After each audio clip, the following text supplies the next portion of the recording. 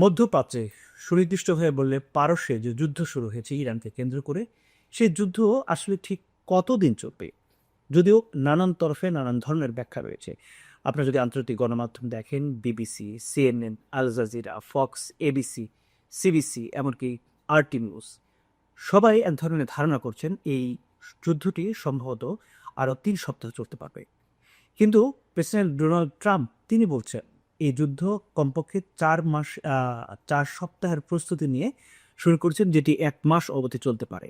শুধু তাই নয়, তিনি বলছেন এই যুদ্ধের মূল আঘাত তিনি এখনো করেননি নাকি, এমন করে তিনি বলছেন। এবং উনি আরেকটি বিষয় জানিয়েছেন, প্রয়োজনে মার্কিন যে সৈন্য তাদের আরও অনেকেই আত্মাহুতি দিতে হতে পারে তাদেরকে, এবং তার প্রস্তুতি নেওয়ার জন্য তাদেরকে তিনি বলেছেন। তার মানে এক ধরনের কথার হুমকি শুরু হয়েছে। অন্যদিকে ইরান কি বলছে? ইরানের প্রেসিডেন্ট পেজেকশিয়ান তিনি বলেছেন কোনোভাবেই ইরান মাথা নত করবে না। আর ইরানের সর্বোচ্চ জাতীয় পরিষদের সচিব আলী লারিজানি তিনি বলছেন, দেখেন, 6,000 বছরের সভ্যতা পারস্য, সেই সভ্যতা মাত্র 3 দিনের যুদ্ধে শেষ হতে পারে না। ফলে তিনি বলছেন যারা আক্রমণ করেছেন এবং যারা আক্রমণ করবেন তাদেরকে অনুতপ্ত হতে হবে তাদের এই ভুল সিদ্ধান্তের জন্য।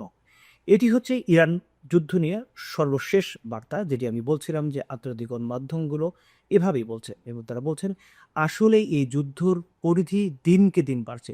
আপনারা নিশ্চয়ই জানেন হরমুজ প্রণালী নিয়ে আমরা এর আগের পর্বে কথা বলেছি। সেই হরমুজ প্রণালীতে যারা এর মধ্যে তেল নিয়ে সামুদ্রিক পথে যাত্রা শুরু করেছিল তাদেরকে থামিয়ে দেওয়া হয়েছে।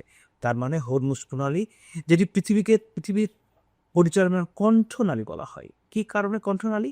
কারণ এই পথটি দিয়ে, এই সামুদ্রিক পথটি দিয়েই সারা পৃথিবীর শতকরা 30 ভাগ তেল মানে জ্বালানি পরিবাহিত হয়। এবং এটি বন্ধ হয়ে গেলে তার পরিণতি কী হতে পারে সেটি আপনারা বুঝছেন। ফলে ইরান কিন্তু সামগ্রিকভাবেই একটি দীর্ঘমেয়াদী যুদ্ধের পরিকল্পনা করছে। আপনারা জানেন ইরান চারপাশ দিয়ে পাহাড় দিয়ে ঘেরা, এবং তাকে আক্রমণ করে পরাজিত করা এত সহজ নয়। এবং এ কারণেই পারস্য যে যুদ্ধ, সেই যুদ্ধ আরও কতদিন ধরে চলবে সেটি আসলে কেউই নিশ্চিত করে বলতে পারছে না। আমরা দেখেছি পেন্টাগনের পক্ষ থেকে প্রেস কনফারেন্স করা হয়েছে, তারা বলছে যে তারা আরও ভারী যুদ্ধের প্রস্তুতি নিচ্ছে। যেমনটি ইরানের প্রেসিডেন্ট বলছেন যে তারাও ভারী যুদ্ধের প্রস্তুতি নিচ্ছে। যেমনটি বলছেন সর্বোচ্চ জাতীয় পরিষদের সচিব আলী লারিজানি, তিনি বলেছেন আয়াতুল্লাহ খোমেনিকে হারানোর পরে তাদের হারানোর আসলে কিছু নেই। ফলে তারা এই যুদ্ধে পরাজিত হওয়ার সম্ভাবনা দেখেন না, এবং এ কারণে এই পারস্যর এই যুদ্ধে এই এই পুরো মধ্যপ্রাচ্যে যারা যে কমপক্ষে 27টি মার্কিন ঘাঁটি রয়েছে যে দেশগুলোতে, সৌদি আরব, বাহরাইন, কাতার, ইরাক, এবং সবচেয়ে বেশি আক্রমণের জায়গা তারা বেছে নিয়েছে বাহরাইন এবং কুয়েতে। আপনারা নিশ্চয়ই সামাজিক যোগাযোগ মাধ্যম ফেসবুকে দেখতে পাচ্ছেন নানান ধরনের ছবি ভেসে আসছে। কখনো তেল আবিবে আক্রমণ হচ্ছে, কখনো বাহরাইনে আক্রমণ হচ্ছে, কখনো কুয়েতে আক্রমণ হচ্ছে। বাহরাইন এবং কুয়েতে কেন আক্রমণ হচ্ছে? কেন ইরান তার স্বজাতিকেই আক্রমণের লক্ষ্য বস্তু হিসেবে বেছে নিচ্ছে? কারণ সেই সব দেশগুলোতে ইরানের ভাষায় মার্কিন যে ঘাঁটি রয়েছে, সেই ঘাঁটি থেকে ইরানকে আক্রমণ করা হচ্ছে, এবং এ কারণে তারা এই দেশগুলোর সাথে একটি বৈরী সম্পর্কের দিকে চলে যাচ্ছে। আরেকটি বিষয় আপনারা নিশ্চয়ই জানেন, ওয়াশিংটন পোস্টের একটি নিউজ এসেছে যেখানে বলা হয়েছে সৌদি আরবের যে যুবরাজ প্রিন্স সালমান তিনি চেয়েছেন এই যুদ্ধে যেন খুব দ্রুত শুরু হয়।